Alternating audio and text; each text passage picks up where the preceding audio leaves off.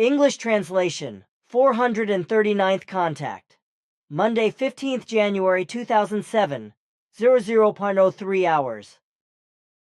Oh, there you are. Just now I was telling Bernadette that you might come a minute or two after midnight, or maybe 20 minutes after.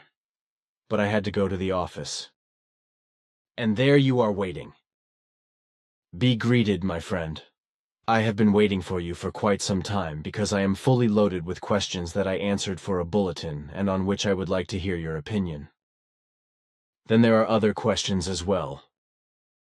I also want to say right at the beginning that Bernadette told me to give you her regards. For which I thank you. If you have so many questions, then ask them first before we talk about other things. Thanks. How many crusades have actually taken place, and what was the reason for the so-called Children's Crusade? Here I have a reader's question. One question. I looked up the English name of Louis IX in Wikipedia and Encyclopedia. It says that Ludwig IX died during the 8th Crusade against Tunis on 25.8. 1270. In RTDW, it says that he died on the same date during the 7th Crusade. The latter was, however, according to Wikipedia, already in the year 1248. Who is wrong now? Concerning the so-called Children's Crusade, your father Svarth taught me that these were not really children, but whole families as well as farm workers, servants and day labourers who were poor as mice, which is why the crusade was also called Crusade of the Poor. Svarth also always spoke only of a 1st to 7th Crusade, but never of an 8th Crusade. The 7th Crusade was under the command of Louis IX, who was given the epithet Saint Louis, or Louis the Saint, who also promoted the legal system and enforced, among other things, the prohibitions of divine judgment and feud, in addition to the fact that he appointed the Parliament of Paris as the highest court and central administration. Since you are also concerned with earthly history in general, that is to say also with the events in relation to wars and general human history, etc., I think that you can also give information in this respect, and perhaps a little more than that. In fact, only 7 crusades have taken place, with King Louis IX taking part in the 6th and 7th crusades. He was born on the 25th of April, 1214, in Poissy, in the region of Yvelines. He served as king from 1226 to 1270, and from 1248 to 1254 he took part in the 6th Crusade, which led across Egypt. And in 1250 he and his army were captured by the Egyptians, but were released by a high ransom. On the 7th Crusade, his life was ended on the 25th of August 1270 before Tunis, and he was canonized on the 25th of August 1297 after the last bastion of Acre was lost in Palestine in 1291. The Teutonic Order, a Christian or spiritual order of knights, since 1230 led a crusade against the pagan Prussians or Prusi, or Old Prussians, and, in vain, against the Lithuanians. The Prussians were Baltic tribes, which were settled between the lower Vistula and Memel. The tribes consisted of free peasants, who opposed the Christian missionary attempts of the rabid Teutonic Order with great resistance, but were subdued from 1231 to 1283. A further missionary campaign was launched against the Lithuanians, but in vain, as the venture was unsuccessful. The Crusades were carried out with enormous and brutal violence, through murder and manslaughter, torture and evil massacres, in the name of God, the Lord of love, and Jesus Christ. And so it turned out that here too Christianity was written in blood, for the Crusades alone claimed the lives of some 1.35 million humans. Sustained political successes could not be achieved with the whole murder, nor could a desired unification of the Latin and Byzantine Church be achieved. However, what was created for a long time with a great deal of murder. Torture, manslaughter, robbery, destruction, and bloodshed by the Crusades was the securing of the trade routes of Venice and other Italian city-states and in the eastern Mediterranean. In addition, the Crusades brought about contact with Byzantium and the Islamic world, which created the conditions for the Greek and Oriental sensibilities to become known in the Occident and in Europe, respectively. This, however, was again based on the fact that the Greek and Oriental sensibilities were stolen by the papacy and the Pope's vassals and incorporated into the Vatican. So Christianity, and especially the Vatican, did not shy away from robbing and stealing on a large scale. Now, as for the so-called Children's Crusade, I can only confirm my father Svath's teaching to you, for the crusade of the poor did not take place through children, for in fact, this claim corresponds to a Christian-made lie and legend. The truth is that poor people such as farmhands, farm women, farm servants, maids, and male and female day laborers from France were led to ruin in 1212, partly with their whole families, consequently also with their children, under the leadership of a farm worker named Stefan Androld, because the crusade of the poor, which cannot be called a real crusade, ended in Italy already in autumn 1212. Poor people on the Lower Rhine joined this crusade, led by a young man named Kortzfleisch. Thanks for explaining.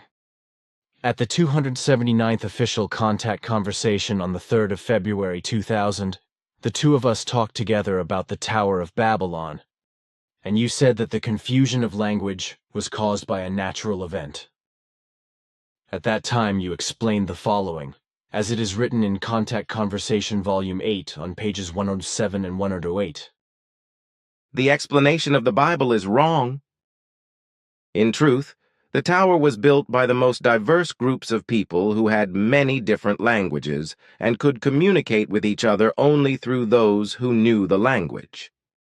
When a serious natural event occurred and the different groups of people mixed with each other in fear and panic, it happened naturally that the confused, horrified people fleeing from the building were no longer able to communicate with each other, because no one understood the other language, and each belonged to a different group of people.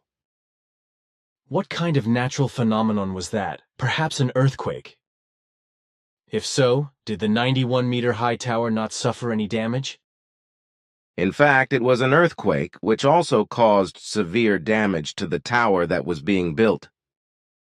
However, this damage was repaired after order was restored to the country. And what kind of ethnic groups were they that had different languages? They were different ethnic groups, tribes, and individuals from all surrounding countries, as far as Persia and the Mediterranean. Many were prisoners or slaves, while others from foreign countries were obliged to do slavery work. And all in all, the great mass of the workers had little or no knowledge of their own language, but of the Babylonian language. Babylonians who worked on the construction of the tower were, apart from the architects, construction experts, and supervisors, only those who fell from grace or were convicts. The convicts had the choice of either working on the construction of the tower or being executed, whereby the former was, of course, preferred. Then there's another question I would like to ask myself. In the Christian world, Emmanuel and the so-called saints are always depicted with halo hanging over their heads. Do you know where this bad habit comes from? Because neither Emmanuel nor any other prophet had such a gloriole over the head. Even an aureole, with which the whole figure is surrounded in a circle, as well as the almond-shaped medulla, I cannot associate with Emmanuel, Mary, and various saints. I only know the whole thing from India and the Far East, where the gods and saints have been represented with such garlands of rays since ancient times. From there, Christianity has also taken over the essence of the glorious beings, in order to give their religious figures a supernatural appearance and to make the believers self-conscious. The garland of lights around a religious figure is to testify to their holiness and spiritual greatness, as well as their heavenly origin and their sublimity above all earthly things. Then another question that was asked to me on the 2nd of January from the United States, and to which I copied the following from the 424th Contact Report of Saturday, the 17th of June 2006, because I did not know the answer. That is true. For a long time, we were not in a position to monitor all the flights from foreign countries. However, thanks to our technological innovations, we have now been able to monitor the entire 19th and 20th centuries, as well as the first years of this 21st century, without interruption during the last 3 years. The result of the clarifications is what I told you on my last visit on the 10th of June and now. Actually cited flying apparatuses, ships of extraterrestrial origin since the year 1800 until today, 2006. Exclusively traced back to us Pleiaren and to the 5 other ones mentioned, and now belonging to our Federation, as well as to those whom we could not contact and who remained strangers to us. The matter with Roswell is a different and special case, because at that time, non-human life forms, but bioorganic androids were involved. Also, for the present time, it can be said that if flying apparatuses ships, also telemeter disks, are sighted in the terrestrial airspace, other than of terrestrial origin, these belong only to us Pleiaren and to our federated ones, as well as to the unidentified strangers. No contacts with Earth humans will be made, and apart from the contact between you and us, there are no further contacts. This will only change when other Earth foreigners will openly land on Earth and officially make contact, but this will only happen after we have withdrawn. So you have said that in the earthly airspace, with regard to extraterrestrial flying objects, only those of you Pleiaren, as well as those of your federated and of the unidentified strangers, can be observed. Is the status still the same, that you still could not identify the strangers, and that they still can be observed in the airspace of the Earth? Actually, the situation is still the same with regard to the unidentified ones. But we do not try to clarify it anymore, because we have gained knowledge that there is no danger for us or for the Earth humans from these strangers. So we also do not try to disturb their own secrecy and to make ourselves recognizable to them, for which we can also assume with certainty that these strangers have no knowledge of our existence, because we always shield ourselves from them in every respect against sight or location, so only we know of their existence. The alien flying objects can often be observed worldwide by terrestrial human beings because they quite obviously do not have any shielding technology against sight, as is the case with us.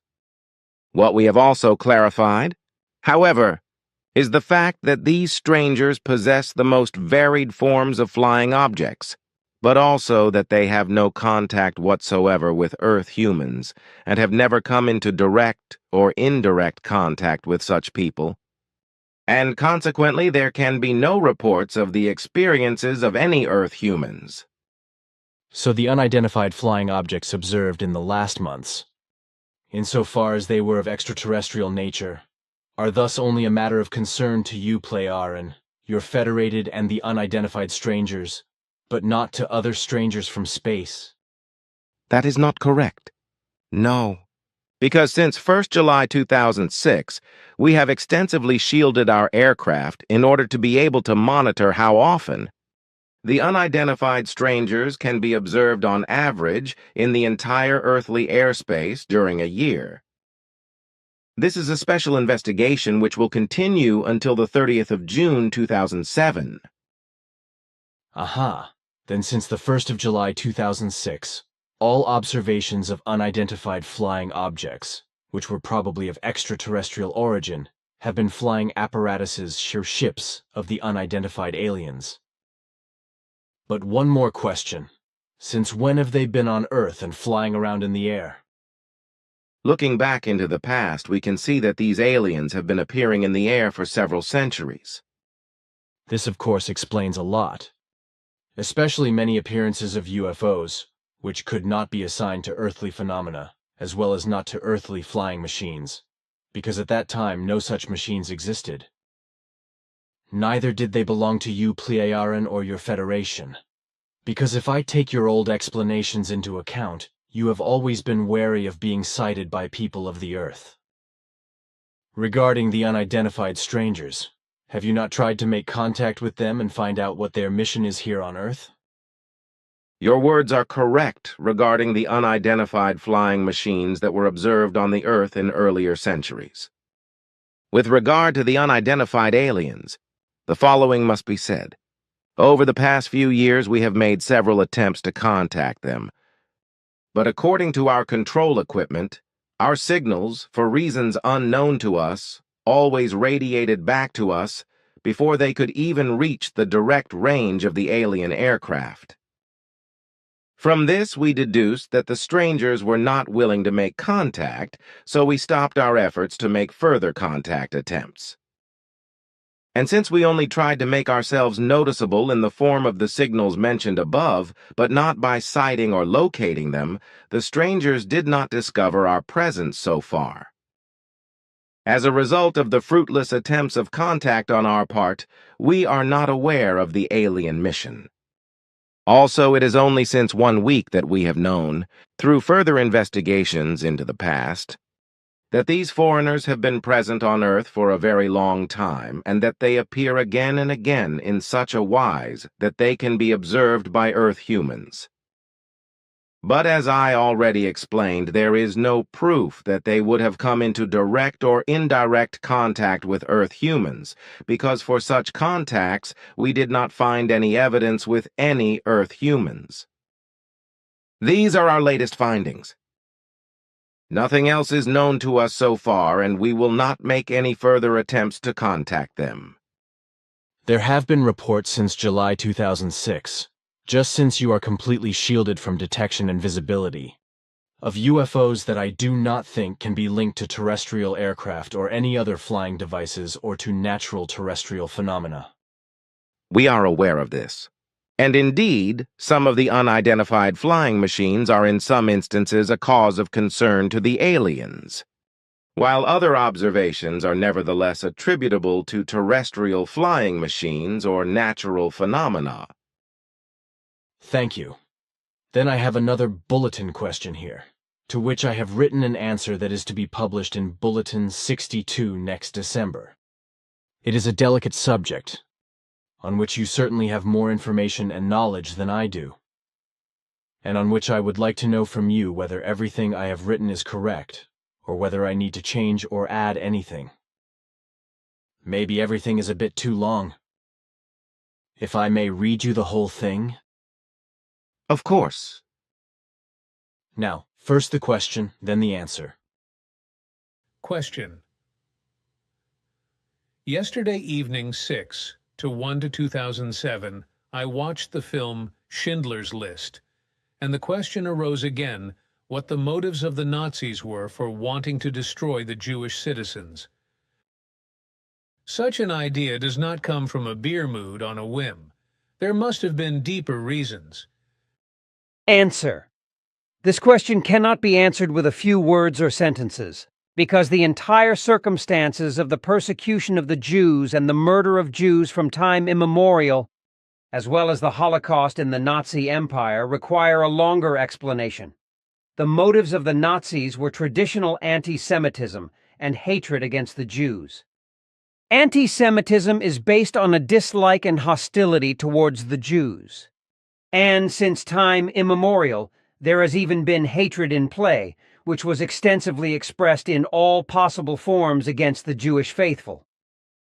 In this respect, however, the term anti-Semitism is misleading, because as a rule, it does not refer to the community of Semitic peoples, but only to the Jewish people. Originally, The hostility and hatred against the Jews was due to their religious and social segregation in the host countries since they were scattered throughout the world. Through the so-called diaspora Greek for dispersion, a term taken from Hellenistic Jewish literature to refer to a religious, denominational, and/or natural minority and the territory it inhabits. As a result of religious and social segregation, the Jewish minorities had already appeared alien before the establishment of Christianity, which often meant that Jews were only allowed to do work related to money, jewelry and trade, art and literature, etc. From this traditional hostility towards Jews, which must actually be described as anti-Judaism, and to which the persecution of the Jews in the Roman Empire and the fight against Judaism in the Middle Ages belong, it was also derived that from the 13th to the 18th century, the Jews had to wear a Judenkennzeichen, the so-called Judenabzeichen, which served to distinguish them from the rest of the population in public. It was a compulsory badge, for example, a yellow or red spot, ring or star, or the so-called Jewish hat.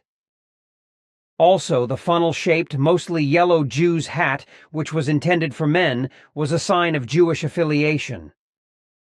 In many countries it was worn in the Middle Ages, and after 1215 was prescribed as a Jew's badge. From the 15th century onwards, the Jew's hat was replaced by other forms of headgear. In the Nazi Empire, under National Socialist rule in the Third Reich, the Jewish hat was reintroduced mainly in the form of the Star of David. This anti-Jewishism of the old days must be distinguished from modern anti-Semitism, which was primarily directed against the emancipation of the Jews, legal and social equality since the 18th-19th century. Basically, it was mainly politically and economically justified and used.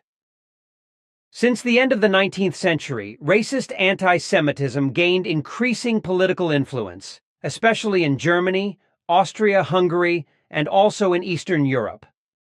After the end of the First World War, 1914, to 1918, anti-Semitism became an irrational obsession in the broad strata of these countries, and thus the key explanation for the political and social structural crisis. Through the unrestrained agitation of the anti-Semites, people of Jewish origin and tradition gained influence in terms of the economy, money, art, and literature, etc., which was considered corrosive by the anti-Semitic forces.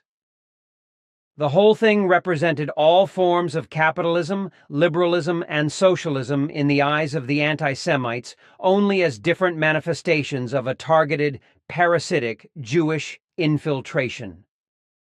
This anti-Semitism was already violent in its attitude, and as an integral part of the National Socialist ideology of the Third Reich, Germany, it led to a constantly increasing persecution of Jews. The whole thing was connected with the exclusion of the Jews from public life, which ultimately led to the state provocation of pogroms or to looting, devastation of Jewish property, and the murder of the Jews, which ultimately resulted in the final solution of the Jewish question. That is to say, the final solution of the Jewish question. That is to say, the murder of about 4.5 million Jews, and about 2 million other people consisting of Gypsies or Sinti and Roma, as well as of people with mental and physical disabilities at that time called life unfit for life and unworthy of dignity, and of criminals. The whole thing led to the so-called Holocaust, which killed around 6.5 million people in the Second World War, which claimed around 60 million lives. Even after the Second World War, anti-Semitism as a collective judgment has by no means been overcome worldwide. Since the post-war period, neo-Nazis and other right-wing extremist anti-Semitic groups have been up to their malicious mischief, with these hate monsters being particularly prevalent in the industrialized countries, especially in Germany, Switzerland, Northern Europe, and the USA. These groups destroy Jewish cemeteries as well as other Jewish institutions, in addition to attacking, hurting, crippling, or even murdering Jewish and foreign people. They also disturb peaceful events and sow hatred all around against all people who are not of their own kind. Stalinism has repeatedly and tactically exploited anti-Semitism in Eastern Europe and the Soviet Union to purge and discriminate against the opposition.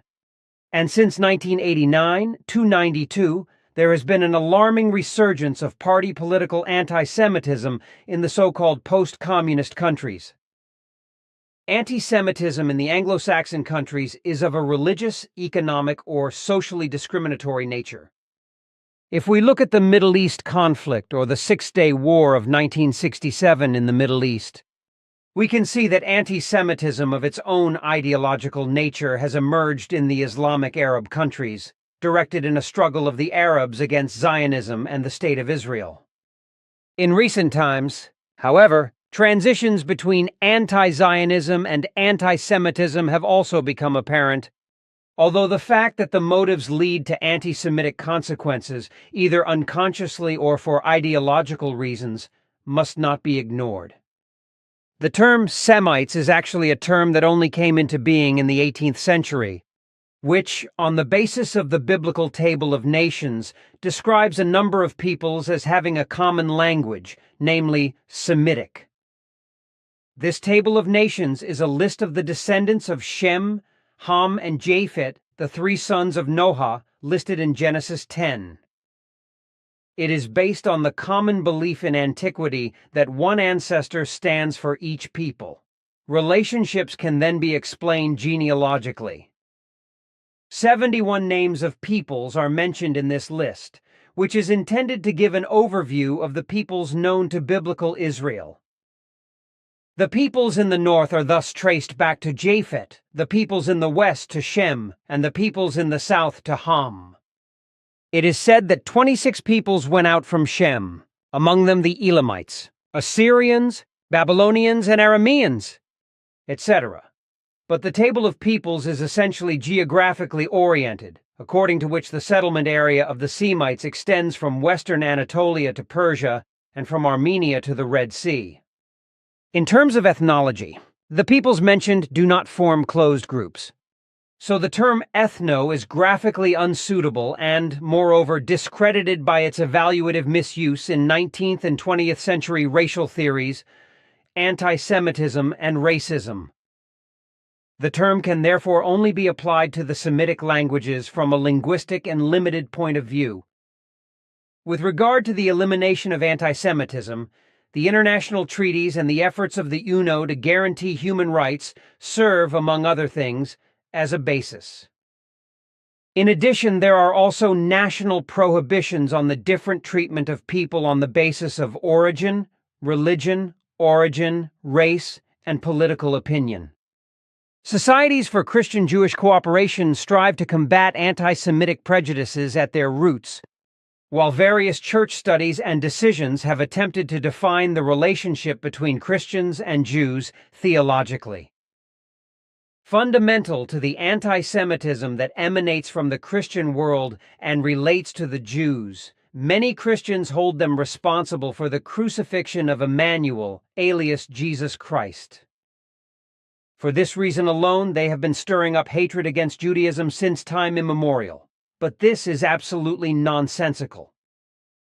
In truth, Emmanuel was not crucified by the Jews, but through the fault of the chief priests and the Romans who stirred up the people, after which the crucifixion was carried out by the Roman henchmen. Thus, the actual Jewish people did not contribute anything to the crucifixion. Of the pro and hurrah criers of the people, which were under the suggestive influence of the high priests, were there only a few who, moreover, in no way embodied the people. So, in principle, the whole Jewish people cannot be discriminated against and pronounced guilty of the crucifixion of Emmanuel, as has been done since time immemorial, the Catholic Church bearing the main blame for this lie. For it was the Catholic Church that brought this slander of the alleged guilt of the Jews into the world. The truth is also that the Romans saw Emmanuel's teaching as revolutionary, and for this reason alone they intended to condemn him and hand him over to crucifixion, which they did with the help of the Jewish high priests. Well, The history of the origin of the people of Israel leads far back to the Hebraeans and the ancient Hebrews who came out of them, who were not exactly saints as a whole, and who conquered Palestine out of it with evil acts of war and murder. But this is already thousands of years ago and has nothing to do with the crucifixion of Emmanuel, which was unjust in one way or another, and which, as I said, was not to be attributed to the Jewish people, but to their high priests and the Romans. Like all true prophets who brought the teaching of the Spirit, or the teaching of the truth, or the teaching of the life to the respective people, Emmanuel was also a revolutionary, who of course was not appreciated either by the Romans or by the chief priests. Emmanuel's teaching was the teaching of peace, freedom, love, and harmony, as well as the carrying of one's own responsibility, leaving out religion. This, of course, did not suit either the chief priests or the Romans in their dirty business, so that the revolutionary and blasphemer they hated had to disappear from the scene, which was to happen by crucifixion. At least that was what they hoped. But they did not expect that Emmanuel was only deeply unconscious when he was taken down from the cross so that he could flee to Syria and later to India. Many Jewish believers who had taken pleasure in his teaching helped him in this, and there were many of them. What is happening in Israel today with regard to the warlike and murderous machinations against the Palestinians cannot be blamed on the entire Israeli people. For it is truly only the powerful of the country and their supporters who are to blame for everything and who stir up murder and destruction. In Israel, as in all countries of the world, the rational part of the population wants to live in peace, love, freedom, and harmony, but is shouted over and suppressed by the murderous and destructive and totally irresponsible elements. That is the way it is everywhere in the world. Consequently, the rational and peace-loving humans do not get a word in edgewise, which is why evil is gaining new power again and again. But this evil is also to be found in anti-Semitism and racism, as well as in xenophobia, which are all idiocies to which only the stupid and ones of low intelligentum can fall prey. And these are the ones who have no idea whatsoever how and why anti-Semitism, racial hatred, and xenophobia came into being in the first place. Because all anti-Semitic, racial, and xenophobic haters clearly and undoubtedly lack the necessary intelligence to grasp and understand the origin and feeble-mindedness of these things. But intellect and rationality cannot be demanded of the feeble-minded and the ones poor in intelligence, because their low intelligentum and dim-wittedness still vegetates in the deepest depths of the intelligence-based mental enfeeblement which is peculiar to brain amputees. If Israel and its murderous, criminal war and terror machinations are to be scolded and condemned, then this does not mean, just as with the USA and other states, the entire population, but only the criminal and irresponsible rulers and their henchmen and supporters, fellow howlers and roarers through whom murder and destruction as well as hardship, roaring misery and war are brought upon other people and nations. It is these miserable creatures, hostile to humans and to life, who in their political as well as religious and sectarian fanaticism and in their lust for power and self-importance bring all evil upon the world. And this is exactly what the righteous Israelis and all other upright Jews living in Jewish tradition are not doing, nor are the consistent believers in Islam, Christians, Hindus, and Buddhists, etc. For this kind of people who cultivate humanity, a lance can be broken. Awry. Throw down the sword's weapons at any time, no matter whether they are Jewish, Christian, Hindu, Buddhist, or Muslim, etc., because in truth it is they who are always striving to bring peace, freedom, love, and harmony, while all the others are only out for death, murder, destruction, ruin, and power. In the same art and wise, kind and mode, this applies in both relationships to all human beings of all religions, sects, philosophies, and ideologies, so that no nation is exempt from this. But this clearly states that no people may be hated, denigrated, or slandered as human beings in any wise and for any reason. Actions and deeds may be condemned, but they must not cause harm to human life or limb. Anti-Semitism, racial hatred, and xenophobia, however, in their abysmal evil, are based on machinations that do not honor humans as such, but harass, murder, denigrate, and slander them, which is against all human rights. And this also refers to what the Nazis have done to the Jews, but also to what the neo-Nazi pack is criminally organizing against the Jews in our time. But this also applies to all other right-wing extremists who act in the same art and wise, kind and form in their racial and xenophobic hatred. The whole of humanity should finally understand that hatred, revenge, and retribution are in every respect inhuman, just as old things should not be carried into the future again and again by words, machinations, and events. Things that are past belong in the past and must never be ruminated on again in order to make descendants guilty, because they cannot help what their ancestors did. Even what mothers and fathers or brothers and sisters have done only affects them alone, which is why their deeds should not be held against their descendants, etc. Even things that happen in the current, present life and slip into the past should never be brought out again and used as an accusation that goes back. But if a person nevertheless does the same thing, that he or she becomes reproachful with old and past things, then he or she belongs to the group of brain amputees, as well as those who have succumbed to anti-Semitism, racial or xenophobia, vindictiveness, and the urge for revenge. Billy! What do you think, my friend? Your explanation is good and corresponds to the facts, and it is certainly not too long. On the contrary, much more could be said. But somehow you have to find an end, because you should only give an answer and not write a novel. Then I have another question that's been bothering me, and it concerns something very strange. During our conversations, Quetzal, you and I talked about Mount Everest on various occasions, including Sherpa Tenzing Norgay and Edmund Percival Hillary. Piero, Bernadette, Hans Georg, and I have worked through all the contact reports several times. We did that with the overall index as well as with the individual contact reports, but we did not find any information about Tenzing Norgay and Edmund Percival Hillary. Elizabeth and Guido Moosbrugger, as well as Bernadette, are sure that the contact reports mentioned Norgay and Hillary.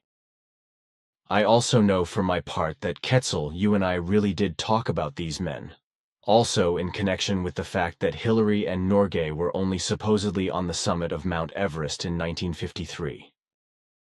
Such conversations actually took place between you and Quetzal and between you and me, so they should be included in the contact conversations.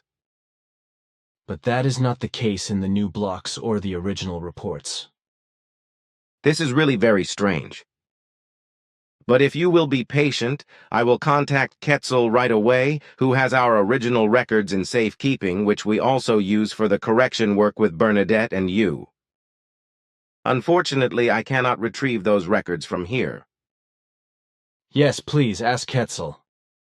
It will take some time. Even if Quetzal is reachable at the moment, because it takes about 2 minutes for my questions to reach Quetzal via all relay stations, just as it takes 2 minutes for the answer. It will also take 2 or 3 minutes to find what I want from the original recordings. Then I want to search for the contact I need to make through my flying machine, which I can do from here. Ptah is still sitting on the sofa and closes his eyes, obviously concentrating, while I remain calm and wait. The whole thing takes about 7 minutes, then he opens his eyes again and talks. Quetzal is reachable, and he will send me his answer in a few minutes, as soon as he has found the data. You did all this by way of pure thought swinging waves? This is the only mode in which I can do it, because everything has to take place through the apparatuses of my flying machine, whose apparatuses are controlled in every respect only by my thought-swinging waves. As is the case with all your ships, apparatuses, and equipment, unless you wish to handle things manually or acoustically with your voice. In the meantime, until you get Quetzal's answer, I would like to ask you how many continents Era actually consists of, and how high is the highest mountain? Of which I was asked, but did not know the answer. But it is also the case that I am interested in it myself. Era consists of 2 big continents, one of which you have visited. The highest mountain consists of a volcano that has been extinct for thousands of years and has a height of 26,403 meters. When I was on Era, I did not see much of the continent. There are certainly islands in the sea, but what about volcanoes?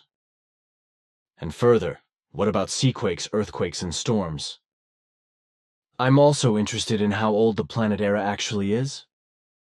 You, who are also a geologist, know that very well. Of course, on Era there are also various islands in the seas, which we call by different names, just like on the Earth. There are also active volcanoes on both very compact continents, which according to our research have remained the same for about 320 million years and have not undergone any major changes because the tectonic movement is only moderate and does not cause major changes in the event of seaquakes and earthquakes. Moreover, the planet has already calmed down so much in its activity that seaquakes and earthquakes are no longer of great importance to us, quite contrary to those that occur on the Earth. Era itself has an age of 7.2 billion years in relation to the oldest solid matter. From Florina, I know that the entire planet's surface is 55.7% water surface, and the total land area is 44.3%. The islands are also included in this land area, and I am interested in what percentage of land area they have to be calculated with. I can answer this question as well. Of the 44.3% land area, 5.7% of the total land area falls to the islands, while the 2 continents have 38.6% land area. And before you ask that, the smaller continent comprises 17.4%, of which 3.1% is mountainous, and the larger continent with 21.2% has 4.2% mountainous. And can you say what the continents are called? The big continent is called Gallian, which means the big one, while the small continent is called Saruma, or the fertile one. Ah, Quetzal's answer. Yes, he has found everything. It has been discussed in 3 different conversations. Yes, wait, I will take the answer directly if you want to write it down. Then I will dictate it to you. Sure, go ahead. The computer is up and running, so I can type everything in right away. Well, it is 3 short conversations that were made.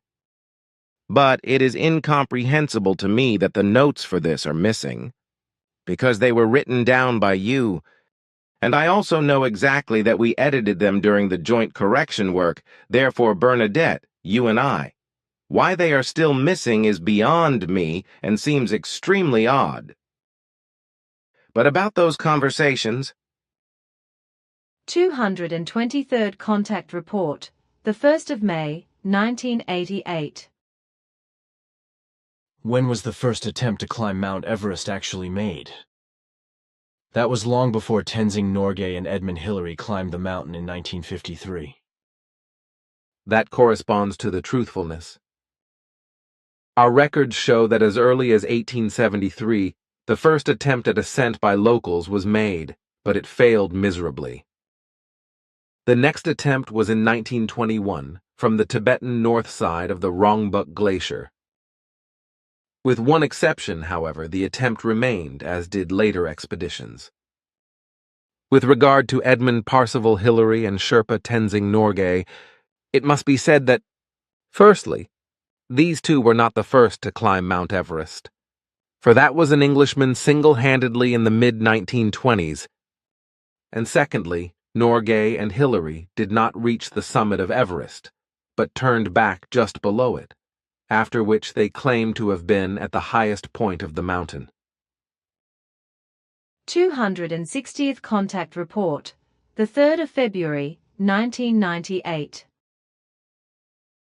Do you know how many expedition attempts were made to climb Mount Everest until 1952, and when actually the ascent began from Nepal, from the southwest front of Everest? I am aware of that. The first expeditions to Mount Everest started in 1950 from the Nepalese Khumbu Glacier, which is located on the southwest front of the mountain. And with regard to the expeditions that took place before the incredible story of Sherpa Tenzing Norgay and Edmund Hillary spread around the world, the 15 of them should be mentioned. 343rd Contact Report, the 3rd of June, 2003. After Tenzing Norgay and Edmund Parsival Hillary, who allegedly reached the summit of Mount Everest on May 29, 1953, precisely because they were not actually at the top and turned back shortly before the finish, which Tenzing Norgay denied until his death in 1986, and Edmund Hillary still denies, others actually climbed the mountain to the summit. Was it really the case that it was Swiss people who really reached the summit of Mount Everest for the first time? Just when I disregard the Englishman who single-handedly reached the summit in the mid-1920s, as Quetzal once said. You are correctly informed, because the real first ascent applies to a Swiss expedition that climbed Mount Everest to the summit with 2 rope teams on the 23rd and 24th of May, 1956. That is, if we disregard the Englishman's ascent in the mid-1920s, which unfortunately can hardly be proven by terrestrial means, because the man plummeted down and remained lost. Since the Swiss climbed Everest, the whole thing has become an everyday occurrence, as the mountain itself was conquered by a woman, a Japanese woman named Junko Tabei, on the 16th of May, 1975. These are the complete data that Quetzal has now sent me from our original records. It is completely puzzling to me that these are no longer in your original reports, nor in the new conversation blocks, because we, you, Bernadette, and I corrected everything together. It is really very strange, as you said. As I was saying, Bernadette and Guido and Elizabeth remember these things being discussed just as you and I do. And also Simone. She was in the kitchen when I was still over there with Bernadette before midnight. Because she came with Stefan to the night watch. Said that she knew exactly that she had read these things in the contact reports. Strange about the whole thing is also that in my original reports and in the new conversation blocks, the sentence numbering is correct overall, so nothing indicates that anything is missing. This is a riddle I cannot solve. Apparently, the whole thing is connected to all the extremely strange and mysterious events in the center that have been going on for years, and which we have not been able to solve so far. Maybe time is working for us. From the looks of things, it is doubtful. But now, dear friend, I have to go away and devote myself to a task, after which I will return, which, however, will be at 23 hours tomorrow night at the earliest. Okay, but then I definitely have something confidential to discuss with you, which concerns group members, although I will not openly name names. However, I have already given some advice and arranged something, but I would like to discuss it with you. That is how it should be. Until then, goodbye. See you. Take care. 23:07 hours. Hello, there you are, Ptah. Can we get right to what I have to talk to you about? Of course. Be greeted, Edward. Well, here's the thing. The advice you have given is absolutely correct, as is the action you have taken. This whole thing could have been avoided if your advice had been followed years ago. Although it was partly carried out. After which there was an improvement. Everything was soon undone, so that in a short time everything was back in the old forms, which was to be expected under the given circumstances. I need you to speak to again and make it clear that there will never be an improvement unless the final step you have advised is taken. If this is not done, then it will be impossible for everything to work out for the better, because the whole evil is already so advanced that, as you often say, the last pinch of the scourge is nearly used up, and only by a radical measure a new one can be applied. The whole thing also requires the following changes regarding the services in the center, which you should arrange immediately. In addition to these things, you should also say that you should quickly arrange and discuss everything. So that you can inform me what is going on, I will come back tomorrow, because I feel the need to get involved in these matters and, if necessary, to give advice. Thank you. I also feel the need to get the whole thing sorted out, and so I will talk to everyone you mentioned. I am sure they will all understand the matter and what it involves, and will give the right understanding and consequently act correctly. That can be assumed. But now, Edward, my friend, we should finish our official conversation, so that we can talk privately and play another game of chess. Oh, I thought you still had some predictions. There is not much to report that will happen until February 3rd, because then I will visit you again. Tomorrow, when I come back, I will tell you what else needs to be mentioned concerning predictions. Now, let us move on to the private.